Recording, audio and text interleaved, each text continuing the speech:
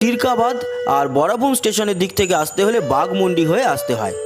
তবে সিরকাবাদ হয়ে যাওয়ার পথটা সৌন্দর্যের মাপকাঠিতে বেশ খানিকটা এগিয়েই থাকবে।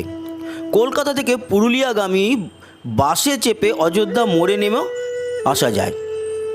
কলকাতা থেকে সরাসরি গাড়ি নিয়েও প্রচুর লোক আসে, বাইক নিয়েও চলে আসে অনেকে। পুরুলিয়ায় অনেক প্রাইভেট হোটেল আছে, যেমন hotel Akash, Pushpak hotel, hotel Genius, hotel hill view Purulia ইত্যাদি। এছাড়াও পুরুলিয়ায় ও বাঘমুন্ডিতে পেয়ে যাবেন কিছু সরকারি কোয়ার্টার, যেগুলো আগে থেকে বুক করে যেতে হয়। আপনারা অনলাইনে তার খোঁজ নিয়ে নিতে পারেন। আদিবাসী গ্রামগুলি সবুজে ঘেরা পাহাড়ের এদিক ওদিক ছড়িয়ে আছে, কোথাও বা ছাড়া ছাড়া জঙ্গল, কোথাও বা গহন অরণ্য।